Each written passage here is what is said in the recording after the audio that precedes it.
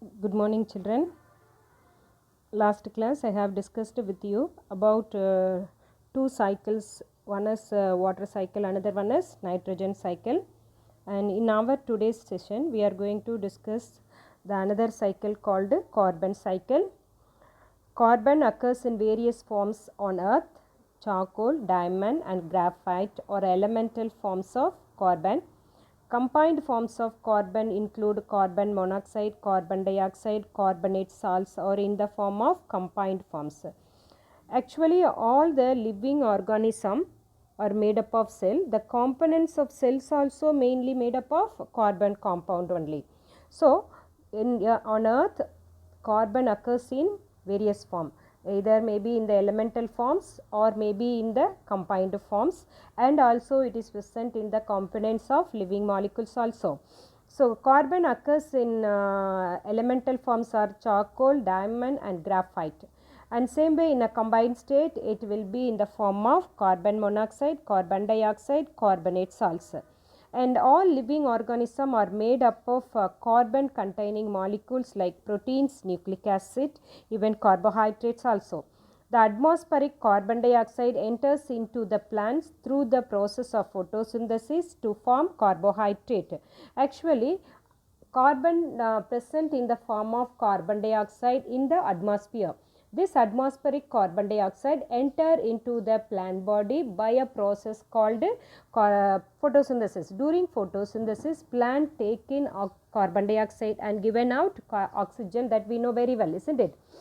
So, through this tomato of the leaves, the carbon dioxide enter into the process of photosynthesis and make carbohydrate, fix the carbon dioxide in the form of carbohydrate in the plant body, and it release oxygen. So, atmospheric carbon dioxide fixed in the plant body by a process of photosynthesis. From plants it is passed on to the herbivores and carnivores. Okay.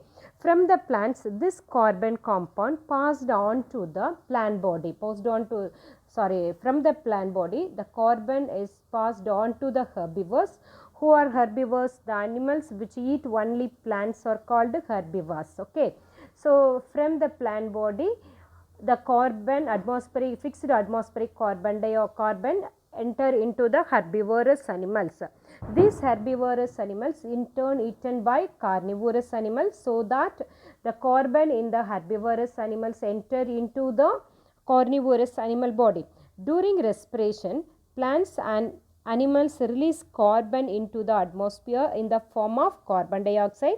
Carbon dioxide is also returned to the atmosphere through decomposition of dead organic matter, burning fossil fuels and volcanic activities. Okay. So, and also, okay, we are fixing the atmospheric carbon dioxide by the plants through a process of photosynthesis and utilized to the herbivorous animal and carnivores respectively, and the cycle passed on like this. At the same time, this carbon compound are released by the plants and as well as animals by a process of respiration in the form of carbon dioxide, and this carbon dioxide is also returned to the atmosphere by various processes such as decomposition of dead organic matter, burning fossil fuels and volcanic activities, right? Next, human impacts on carbon cycle. More carbon moves into the atmosphere due to burning of fossil fuels and deforestation. Most of the carbon in the atmosphere is in the form of carbon dioxide only. Carbon dioxide is a greenhouse gas. By increasing the amount of carbon dioxide, earth becomes warmer. This leads to greenhouse effect and global warming.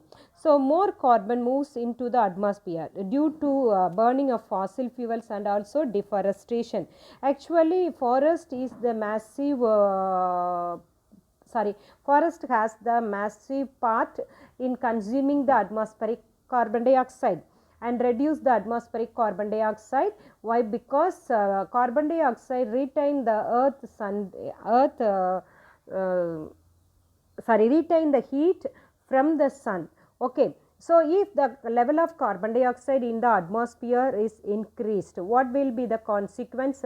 Heat also will be increased. So, to avoid that, there is a balance between the atmospheric carbon dioxide and plants. Okay, plants absorb the carbon dioxide for photosynthesis and also reduce the atmospheric carbon dioxide level, right? This is mostly done by the forest. When we do the deforestation, what will be the result? The number of plants to absorb the carbon dioxide will be reduced. So the carbon dioxide level in the atmosphere will be increased, and it leads to increase in earth temperature, and it causes global warming and greenhouse gases, greenhouse effect, etc. Okay. Next, adaptation of plants. Next new topics is adaptation of plants. What are the adaptation? We can see the plants which will be live in different habitat. First, any features of an organism or its part that enable it to exit under conditions in its habitat is called adaptation. It is a two-mark question. What is called adaptation or define adaptation? It is any feature of an organism or its part that enable it to exist under conditions of its habitat is called adaptation. It is a structure which is developed by an organism to adapt in its environment is called adaptation. There are three. On the basis of water availability, plants are classified into three types: hydrophytes, xerophytes and mesophytes. Hydrophytes, you know very well, hydro means what? Water. Hydro means water. So plants growing in or near water are called hydrophytes. If the plants grow in or near the water bodies are called hydrophytes. Hydrophytes may be free floating or submerged plants living in lakes, ponds, shallow water, marshy lands and marine habitat. These hydrophytes may be free floating. Free floating means what? It will simply float on the surface of the water bodies. It is called what? Free floating. Or maybe submerged. Submerged means completely, the plant completely submerged inside the water, completely live inside the water, that is called submerged plant. And it may be living in lakes, ponds, shallow water, marshy lands and marine habitat. Hydrophytes face certain challenges in their habitat. They are availability of more water than needed. You know very well, plants need water to do photosynthesis and various physiological activities of its plant body, right? So that also a limited amount of water is necessary, only enough to do their activities. But if it is more than enough water, also cause some problem to the plants. Since the hydrophytes living completely in water, it's get more amount of water. So that also a challenge to face the hydrophytes. Okay. Then water current may damage the plant body. Water current is there, and this water current in the water bodies damage the plant body, and water levels may change regularly. So according to the season, the level of water in the ponds, lakes all changes then and there. According to that, the plant life also should be adjusted. Maintain buoyancy in water. Floating. Buoyancy means what? Floating. So it should maintain the buoyancy in water. These are the challenges faced by the hydrophytes in its habitat. This is a 2-mark question. Please bracket it. Write or list some of the changes faced by the hydrophytic plants in its habitat. Okay. Next, adaptation of hydrophytes. What are the adaptation we can see in the hydrophytic plants? So actually in hydrophytes, roots are poorly developed as in hydrilla or absent as in wolffia. So the roots may be poorly developed or absent. Actually in wolffia there is no, wolffia is a hydrophytes, in wolffia there is no roots. But in case of hydrilla, it has a poorly developed roots, because the main purpose of root is to absorb the water and also fix firmly in the soil, right? But in hydrophytes, since they are living in water, the roots are no need to absorb water. The root has getting plenty of water in its surrounding, so that the roots are poorly developed. plant body is greatly reduced as in lemna. And also plant body also will not be grow such an enormous one. It is greatly reduced as in lemna. Submerged leaves are narrow or finely divided. Example, hydrilla. Submerged means what? The plants completely living inside the water are called submerged, and its leaves are finely divided. Example, hydrilla. Please refer see the Wolffia, hydrilla, lamna. Lamna plant body is very little, and Eichhornia. Then floating leaves have long leaf stalk to enable the leaves move up and down in response to changes in water level. Example, lotus. And also the same way, the stalk of the leaf will be very long in floating plants. So why? Because the water level in the ponds, lakes will be changing then and there. So according to that, it should float up and down, so that its stalk is long. Example, lotus. Air chambers provide buoyancy and mechanical support to plant as in Eichhornia, and also this plant should be float over the water, So for that it provide buoyancy. This buoyancy is provided by air chambers present in the stem as well as leaves. Okay. Example, Eichhornia. These are the various adaptation we can see in the xerophytic plants. Okay, sorry, hydrophytic plants. This is here for Marcosine. Next one is xerophytes. Plants that grow in dry habitats are called xerophytes. You know very well, desert is an example, very well example for what? Xerophytes. These plants develop special structural and physiological characteristics to meet the following conditions. Okay. To absorb as much water as they can get from the surrounding. Okay. Some physiological structure, the plant develops special structural physiological character to meet the following conditions. Yes, indeed. Since it live in desert condition, it cannot get sufficient water at anywhere of the desert place. Okay. So to absorb as much water as they can get from the surrounding, for that it develop a well developed root system. The root which is spread to a distance and absorb the water from various distances to retain water in their organ for very long time. Since there is less availability of water in the desert condition, the absorbed water by the plant body should be retained in the plant body itself. That means the absorbed water should be retained in the plant body itself.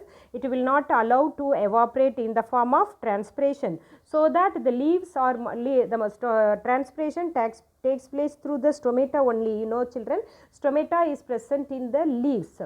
So that in xerophytic plants, the leaves are, many of the leaves are reduced into a spine like structure. Okay.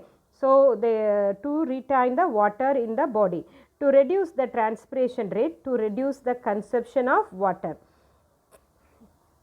Adaptation of xerophytes, they have well developed roots. Because as I said already, it should absorb water as much as it get, isn't it? For that it should have well developed roots. Roots grow very deep and reach the layers where water is available in calotrophes. They store water in succulent water storing parenchymatous tissues. Okay. Actually it has some water storing parenchymatous tissues. In that the absorbed waters are stored. Example, Opuntia and aloe vera. They have small sized leaves with waxy coating. Example, Acacia. And in some plants, leaves are modified into spines. Example, Opuntia. As I said, to avoid transpiration, the leaves are modified into small sized leaves with wax coating, and in some it is modified into spines as in Opuntia. Some of the xerophytes complete their life cycle within a very short period when sufficient moisture is available. So some of the xerophyte complete their life cycle within a very short period when sufficient moisture is available. Next, mesophytes. Mesophytes are common land plants which grow in situations that are neither too wet nor too dry. They do not need any extreme adaptation. So mesophytes, it is habitat in between the hydrophytes and also xerophytes. In hydrophytes, the plants need more water. In xerophytes, the plant live in less conditioned water. But here in mesophyte it is lies in between, that is it need neither too wet nor too dry.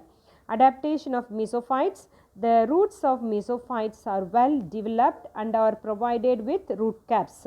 Actually, the mesophytic plants are well developed and are provided with root caps. The stem is generally straight and branched.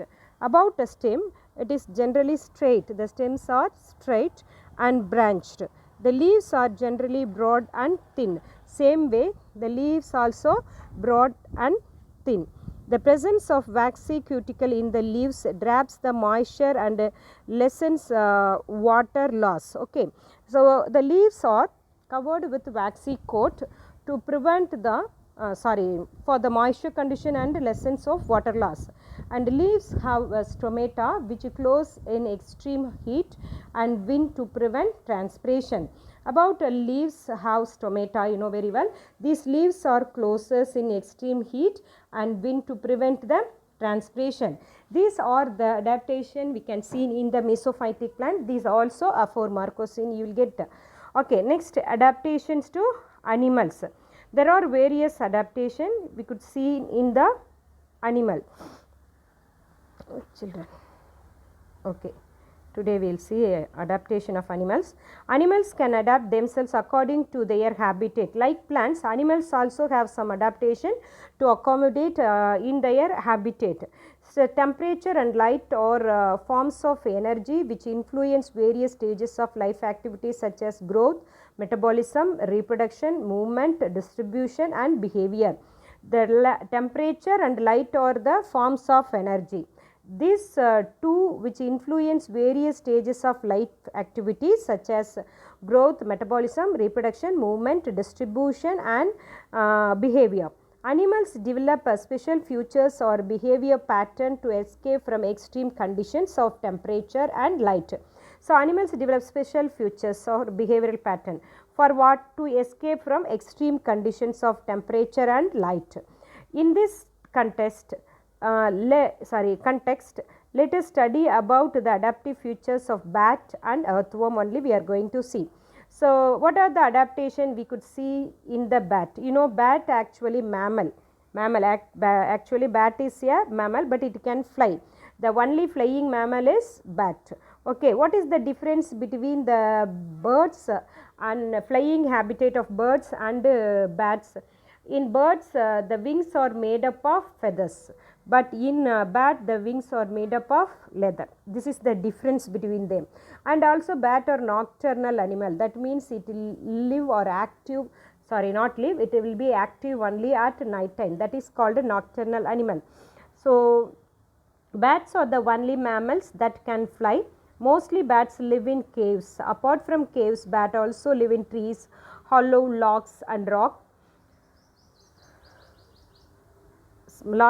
surfaces. They are extremely important to humans as they reduce insect population and help to pollinate plants. Actually, what is the use of bat in pollination of plant or human life? In that, if you have question, in that way if you have question, you can write the answer like that. They are extremely important human life. Why?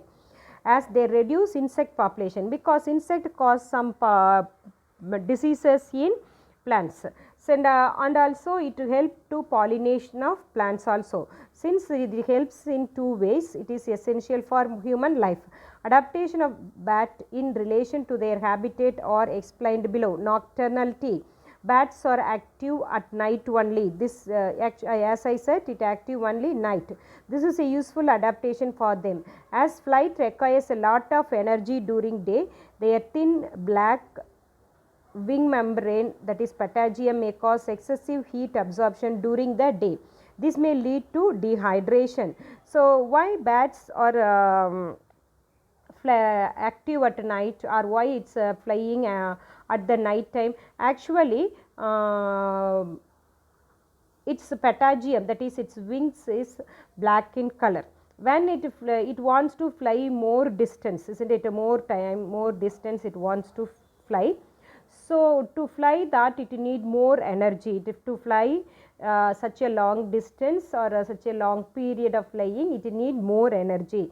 When bats are flying in the sunlight, it gets more heat and it leads to dehydration. To avoid that, bats are active at night time. Next, flight adaptation. Forelimbs are modified serves wings. Tail supports and control movements during flight time, and muscles are well developed and highly powerful and achieve in beating of wings. Tendons of hind limbs provide a tight grasp when the animals are suspended upside down at rest. Okay, actually the forelimbs of the bats are modified into or serve as a wings. Tail support and control movements during the flight.